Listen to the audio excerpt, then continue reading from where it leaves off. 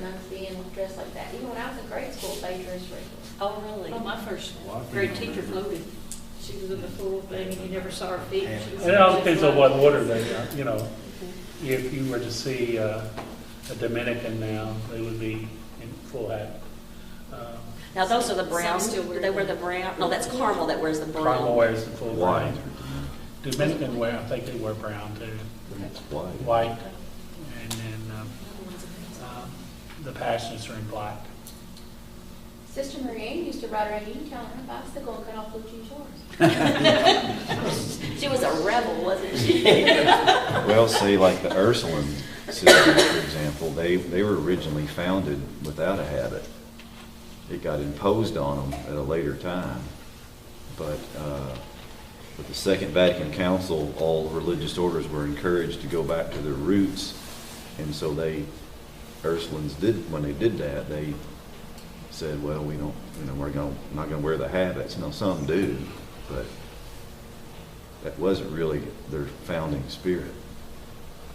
Well, now I take it back. When I was in grade school, some just wore the hat, or the veil type, like The veil. a headband and had the veil on it. But they wore a regular. You were probably talking about charities. Sisters of Charity. That's what I was telling you what order they were. We had a few charity at St. Anne, but St. Right. Agnes was almost all charity, I think. Charities. St. Anne's charities. Then we have another term called monks. And monks live in a monastery. And some monks are priests. They live in that environment, and some are not. Some are brothers. They have those same vows. The closest ones that I know of are probably at St. Mildred. Is that I guess the monks? closest, Okay. And then you get down to laity. Laity are baptized Catholics that are striving to bring Christ to others in the world. They can be single people, they can be married people. I would be considered laity. I'm a baptized Catholic. Trying to bring Christ to other people. Hopefully. Yeah. Okay. See if I missed anybody else in this little group of people that you might want to know.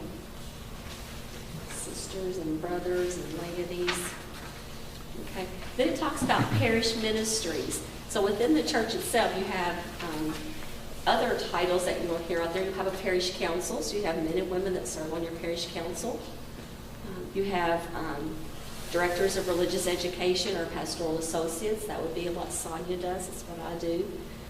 Those kinds of things. You have lectors, people that proclaim the readings at church.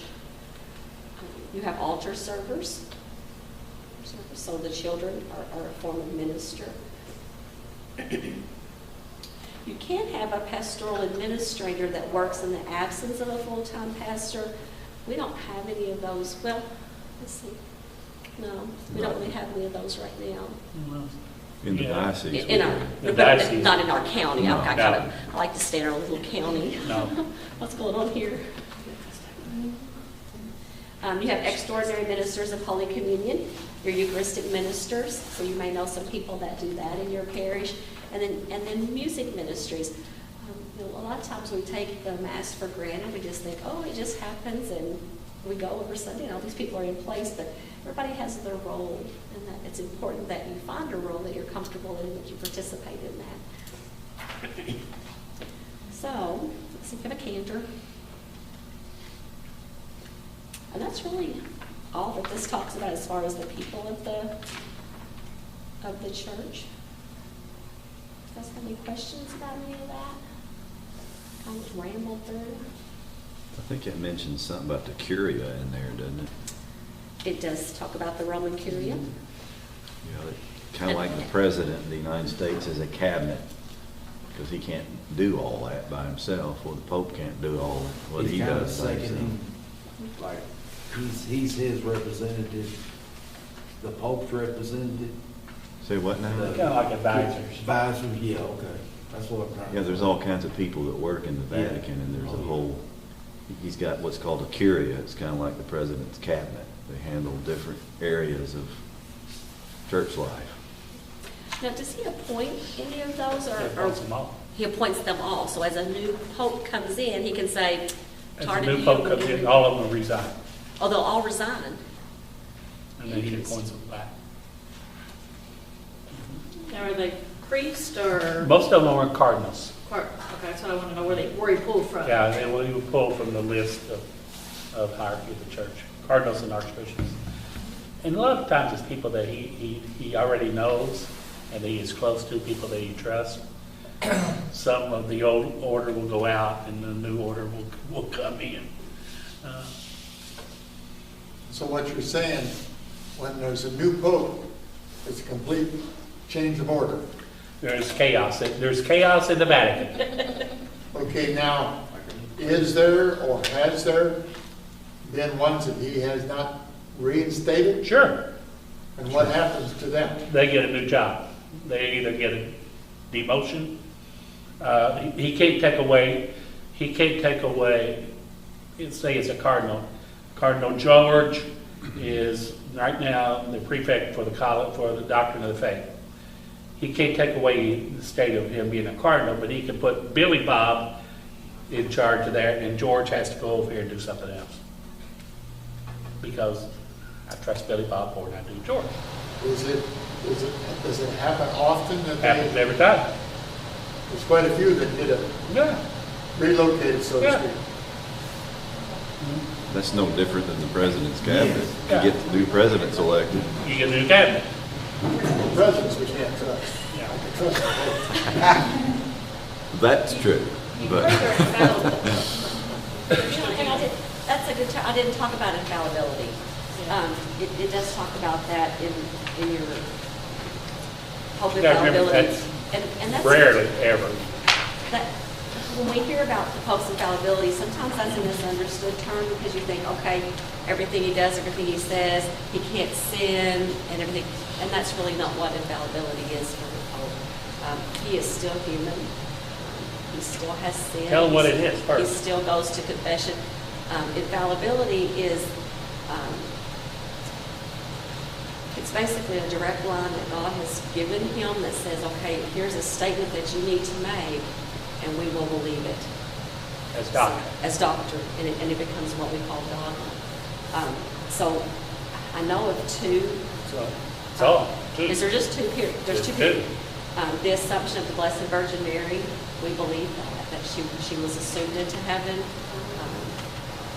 We believe that. And then the other one is the Immaculate Conception. We believe she was conceived without sin. So that's the two things that are brought about infallibility. The other things that the Pope will say, there are things that we want, that we believe, that we follow. Just like he says, this year is the year of mercy. So we focus on mercy, on helping people. Yeah. Not in power. So it's so wrong.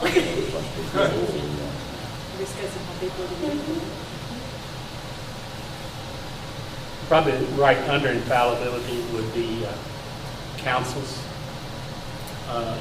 like Second Vatican Council, Council of Trent, those types that deal with teachings of the church that have been promulgated by that Holy Father.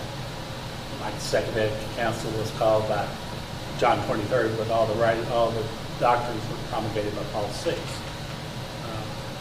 because he finished the council. Then right below that would be encyclicals. Encyclicals would be letters that the Pope would write to the church.